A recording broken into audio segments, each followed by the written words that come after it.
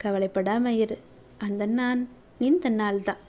கவலை கொள்ளாமல் காலங்களை கடந்து சென்று கொண்டே இரு. யார் சொல்வதையும் காதில் வாங்கி கொள்ளாதே. உன்னுடைய அப்பன் என் மீது உனக்கு நம்பிக்கை உள்ளதல்லவா? பேசுபவர்கள் பேசிக்கொண்டு போகட்டும். நான் இருக்கும் வரை உனக்கு எந்த கெடுதலும் நெருங்காது. நான் என்ற அகம்பாகம் உள்ளவர்கள் நிறைய பேர் இருக்காங்க. உன்னுடைய இன்பத்திலும் துன்பத்திலும் அவங்க பங்கு கொள்ளவே மாட்டாங்க. ஏன் காதில் கூட வாங்கி கொள்ள மாட்டார்கள். ஆனால் நீ அழைத்த அடுத்த நொடி, அது இன்பமாக இருக்கட்டும் துன்பமாக இருக்கட்டும், எது ஆனாலும் சரி, நான் உன் அருகிலேயே இருப்பேன். கலங்காதே. நீ என்னுடைய குழந்தை. எத்தனையோ கடினமான பாதைகளை நீ கடந்து வந்திருக்கின்றாய். இப்போதாவது நமக்கு விடிவு கிடைக்காதா என்று காத்திருக்கின்றாய். வருடங்கள் பல ஓடி போயின. உன் பிரார்த்தனைகள் நலமாயின. உன்னுடைய தவத்திற்கான நல்ல பலனை நான் தர வந்திருக்கின்றேன். நீ ஆசைப்பட்டு கேட்டதை உனக்கு தரப்போகின்றேன். உன்னுடைய வீட்டில் சுப நிகழ்வுகள் எல்லாம் நடக்கப் போகின்றது. உன் குடும்பத்திற்கு மகிழ்ச்சியான நிகழ்வாக அது நிச்சயம் இருக்கும். மகிழ்ச்சியாக இரு. மகிழ்ச்சியான வரம் தரும்போது மகிழ்ச்சியோடு அதை பெற்று கவலையின்றி நீ வாழ வேண்டும் அல்லவா? கவலையோடு அதனை பெற முயன்றால் அதன் சக்தி மிகவுமே குறைந்துவிடும். அதனால் உன்னுடைய மனதை தெளிவாக, மகிழ்ச்சியாக, சந்தோஷமாக, நிம்மதியாக வைத்துக்கொண்டு நான் தரும் வரத்தை நீ பெற்றுக்கொள். உன் வாழ்க்கை சந்தோஷமாகவே இருக்கும். உன் கடினமான பாதைகளை நீ எல்லாம் அலசி ஆராய வேண்டாம். அது போனது போன வாழ்க்கை. இனி வரப்போவது உனக்கு நல்லதாக இருக்கும். இன்னும் 1 மணி நேரம்தான். இன்னும் 1 மணி நேரத்தில் நீ சற்றும் எதிர்பார்க்காத ஒரு அதிசயம் காத்திருக்கின்றது. அது பல மடங்கு மகிழ்ச்சியை உனக்கு அள்ளி கொண்டு வரப்போகிறது. நிச்சயம் உன் வாழ்க்கை மேன்மை பெறுவதற்கு அது உனக்கு உதவியாக இருக்கும். யார் பேசினாலும், யார் உன்னை துன்புறுத்தினாலும், யார் உன்னை விட்டு விலகினாலும் எதை கண்டும் நீ அஞ்சக்கூடாது. ஏனென்றால் உன்னோடு நான் இருக்கின்றேன். உனக்கு பக்க பலமாக, உற்ற துணையாக, நல்ல தோழனாக நான் இருக்கின்றேன். நான் தருவதை நீ பெறுவதற்கு ஒரு கட்டளை இருக்கிறது. என்னவென்றால், அதை நான் கொடுக்கும்போது நீ கவலையோடு அதனை வாங்கக்கூடாது. மனதில் முழு சக்தியோடு, முழு நம்பிக்கையோடு, மகிழ்ச்சியாக அதனை வாங்கினால் அது உனக்கு பல மடங்கு நன்மைகளை கொண்டு தரும். நான் இருக்கின்றேன். எதற்கும் பயப்படாதே, கலங்காதே, அஞ்சாதே. நான் இருக்கின்றேனே. எல்லாவற்றையும் என்னுடைய பொறுப்பாக நான் எடுத்துக்கொண்டு விட்டேன். இனி நல்லது நடக்கும். நீ நினைத்தது அப்படியே நடக்கும். நீ விரும்பியது அப்படியே உனக்கு கிடைக்கும். நீ ஆசைப்பட்டது போலவே எல்லாம் மாறும். நீ விரும்பிய வாழ்க்கையே உனக்கு கிடைக்கும். உன்னுடைய தற்போதைய நிலை மாறி மிக மிக அழகான ஒளிமயமான வாழ்க்கை உன்னை தேடி வரும். எதற்கும் கலக்கமடையாதே. உனக்கு நல்லது நடந்தே தீரும். கற்கண்டு போல இனிக்கும் உன்னுடைய வாழ்க்கை. தித்திப்பாகவே மாறும் உன் வாழ்க்கை. சந்தோஷமாகவே எப்பொழுதும் இருக்கும் உன் வாழ்க்கை. நீ நன்றாகவே இருப்பாய். கவலையே படாதே. இனி நினைத்தது மட்டும்தான் நடக்கும். ஒருவர் நம் மீது கொண்ட பொறாமையால் மனதை காயப்படுத்தி சில சொற்களை கூறினாலும், நாம் தவறே செய்யாமல் நம் மீது பழிச்சொல் கூறினாலும் அவர்களை நீ கோபிக்க வேண்டாம். புரிகிறதா? அவர்கள் மீது துவேஷமும் வேண்டாம். நாம் பதிலுக்கு அவர்களை காயப்படுத்தவும் வேண்டாம். நம்மை காயப்படுத்துவதால் அவர்கள் தாமாகவே விரும்பி நம்முடைய கர்மாவை தங்கள் கைகளில் ஏந்தி கொண்டு செல்கிறார்கள். குரோதமும் துவேஷமும் பொறாமையும் பழிவாங்கும் உணர்வும் நம்மில் எழுந்தால் அடுத்தடுத்த ஜென்மங்களில் அதற்குண்டான பலனை நாம் தான் அனுபவிக்க வேண்டும். அதனால் தான் சொல்கின்றேன், நம்மை பற்றி யார் என்ன சொன்னாலும் தண்ணீரை போல இருக்க நாம் கற்றுக்கொள்ள வேண்டும். தண்ணீர் தம்மிடம் கலக்கும் எந்த வர்ணத்தையும் ஏற்றுக்கொண்டு அந்த வர்ணமாகவே தோற்றமளிக்கும் தன்மையுடையது. இறைத்தன்மையும் இதுவே ஆகும். அதனால் நம்மை பற்றி யார் என்ன சொன்னாலும் தண்ணீரை போல இருக்க நீ கற்றுக்கொள். யார் நம்மீது பொறாமை கொண்டு தேவையற்ற வார்த்தைகளை வீசினாலும் அந்த வார்த்தைகளை காது கொடுத்து கேட்காதே. திரும்ப அவர்கள் மீது பழி போடாதே. எந்த ஒரு எதிர்மறையும் அவர்களிடம் இருந்து வந்தால் அவர்களை நீ தூர தள்ளி வைத்தால் மட்டும் போதும். தூரமாக தள்ளி வைத்துவிட்டு அவர்களிடமிருந்து நீ விலகி இருப்பதுதான் உனக்கும் நல்லது, உன் எதிர்கால வாழ்க்கைக்கும் நல்லது.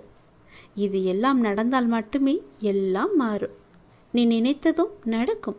உன் தற்போதைய நிலைமை எல்லாம் மாறி மிக அழகான ஒளிமயமான வாழ்க்கை உன்னை தேடி வரும். கலங்காமில்லாமல் குழப்பமில்லாமல் தெளிவாக இரு. உனக்கு நல்லது நடக்கும். கற்கண்டு போலவே உன் வாழ்க்கை சந்தோஷமாக, இனிப்பாக, தித்திப்பாகவே இருக்கும். நீ நன்றாக வாழப்போகின்றாய். நீ நினைப்பது நல்லதாக இருக்கும்போதும் நடத்தி கொடுப்பதும் நான் அல்லவா? அதனால் நடப்பதும் நல்லதாகவே இருக்கும். துன்பம் எல்லாம் தீர்ந்து என்னுடைய அருளால் உன் வாழ்க்கையில் பல நல்லதுகள் இனி நடக்கப் போகின்றது. விதி என்று எதையும் நீ விட்டு விடாதே. அப்பாவிடம் தொடர்ந்து வேண்டு. விதிக்கும் விதிவிலக்கு என்று நான் ஒன்று வைத்திருக்கிறேன். அது உனக்கு வேலை செய்யும். உன் தலையெழுத்தும் மாறும். நான் சொல்வது போலவே செய்தால் உன் வாழ்க்கை மிக நன்றாகவே இருக்கும். நினைத்தது நடக்கும், கேட்டது கிடைக்கும், விரும்பியது வரும், ஆசைப்பட்டது எல்லாம் நடக்கும். உன் அப்பாவின் வாக்கு நிச்சயம் உனக்கு மட்டுமே பலிக்கும். உன்னுடைய வாழ்வின் மகிழ்ச்சியான அடுத்த கட்டம் ஆரம்பித்து விட்டது. உனக்கு இப்போது நன்றாக புரிந்திருக்கும். இதுவரை கடினமாக இருந்த உன்னுடைய வாழ்க்கையின் முதல் பாகம் இப்போது மகிழ்ச்சியான இரண்டாம் பாகமாக மாறுவதற்கான அறிகுறிகள் எல்லாம் இனி நடந்து கொண்டிருப்பதையும் இனி நடக்கப் போவதையும் நீ உணர்ந்திருப்பாய்தானே? அப்படி உணரவில்லை என்றால் நீ அதை வரும் நாட்களில் நிச்சயம் உணர்வாய்.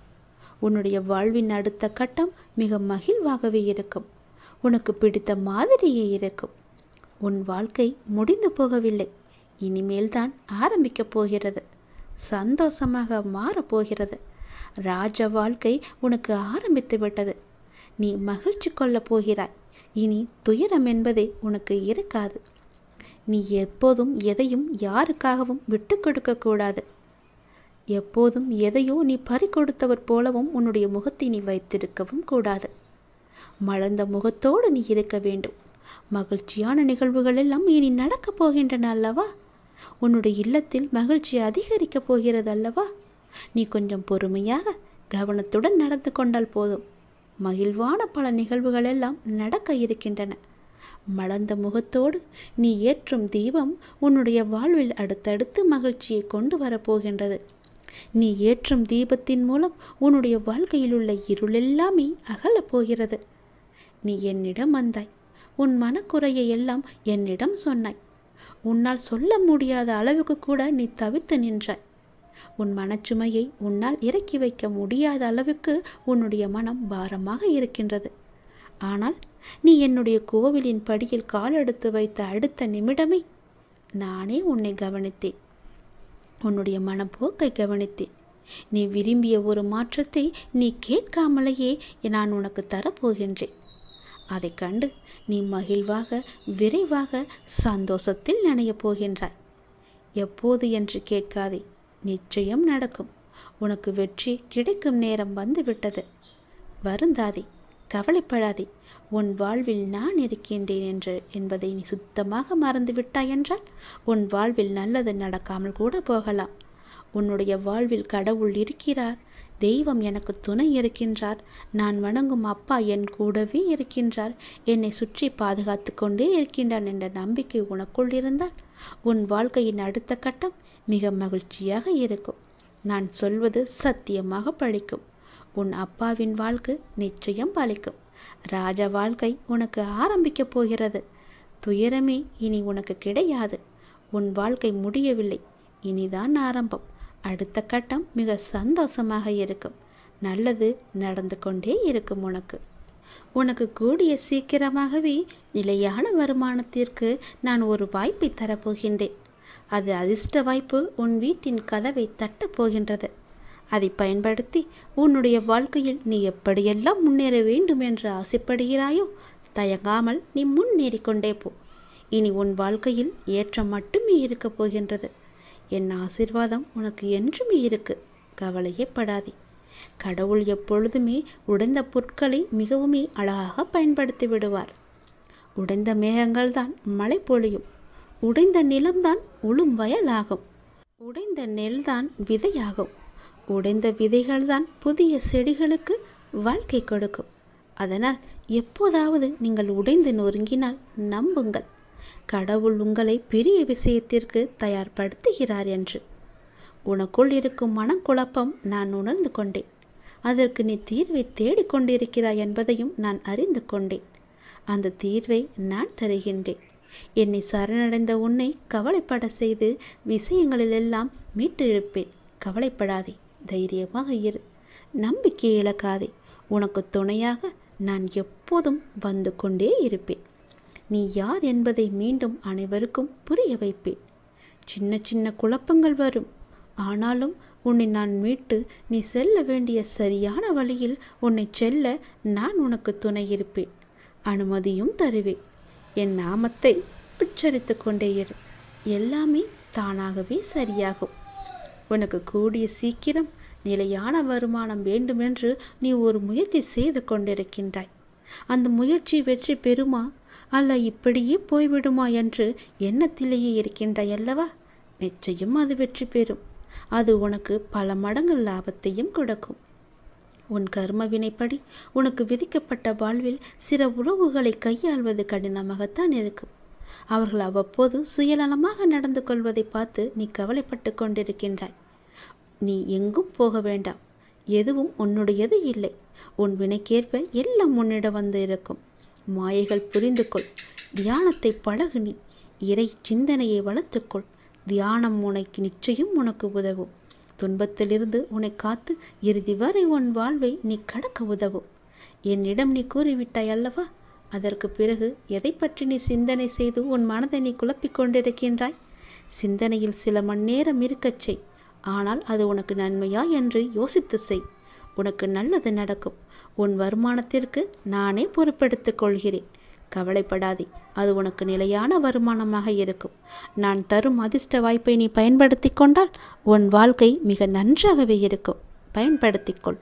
உனக்கு இன்ப நிலை நீங்கி துன்ப சுமையை சுமக்கின்றையே, அனுபவிக்க இன்னும் என்ன இருக்கிறது என்ற அளவில் துன்பத்தின் எல்லை வரை சென்று விட்டு வெறுமையாய் நின்று என் முன் எனது முகத்தை உற்று பார்த்து அழும் உன்னை நான் கண்டு கொள்ளவில்லை என்று நினைத்து கொண்டிருக்கிறாய். உன்னை நான் கரிசனத்தோடு தான் கவனித்துக் கொண்டிருக்கிறேன். ஒவ்வொரு முறையும் உன்னை தைரியப்படுத்தி கொண்டு வருகிறேன் என்பதை நீ நினைவுபடுத்திக்கொள். இன்னும் நீ கடந்து போக வேண்டிய தூரம் நிறையவே இருக்கிறது. அதுவரை எல்லையற்ற பொறுமையோடு தீவிர நம்பிக்கையோடு உனது சுமையின் கணம் தெரியாமல் இருப்பதற்காக என்னுடைய நாமத்தை நீ உச்சரித்தபடி இருக்க வேண்டும். எனது சத்தத்தை உணர்வுள்ள நீ கவனித்து கேட்டு அதன்படி நடந்து கொள். அப்போது உனக்கு ஆறுதல் கிடைக்கும், மன நிம்மதி கிடைக்கும். எதற்காகவும் கவலைப்படக்கூடாது. நான் உன் கூடவே இருக்கிறேன். எது வந்தாலும் நான் உனக்கு அருள் செய்ய காத்து கொண்டிருக்கிறேன். நீ விழிப்புணர்வுடன் இரு, விழித்துக்கொள். எல்லாமே உனக்கு நல்லதாகவே நடக்கப் போகிறது. நீயே என் துணை, நீயே என் காவல், நீயே என் வழிகாட்டி, நீயே என் குறிக்கோள், நீயே என் அப்பா, நண்பன் என எல்லாமே நீதான் அப்பா என என்னை அழைத்து வந்தாய் உன் வீட்டிற்கு, உன் இடத்தில். அப்படி இருக்கும்போது உனக்கான நல்லதை செய்ய நான் தவற மாட்டேன். எனது உறுதிமொழி இது. எனது உறுதி ஒருபோதும் பொய்யாக இருக்க முடியாது. அது தாமதமாகும், ஆனால் அது தப்பாமல் உனக்கு கிடைக்கும். நம்பிக்கையோடு இரு. நீங்கள் நடந்து செல்லும் பாதை அவ்வளவு எளிதானது அல்ல, மிகவுமே கடினமானது. ஏகப்பட்ட சோதனைகள் உங்களை தாக்கலாம். ஆனாலும் என்ன, ஒன்றை மட்டும் நீ நினைவில் கொள். உங்களுடைய குரு நான் உங்களை இருக்க பற்றி இருக்கிறேன். உன்னுடைய கடவுள் உன்னை இருக்க பிடித்திருக்கிறேன். நீங்கள் செல்லும் பாதையில் இடர்பாடுகளை எல்லாம் கலந்து உங்களின் இலக்கை வெற்றிகரமாக கடக்க நான் துணை புரிவேன்.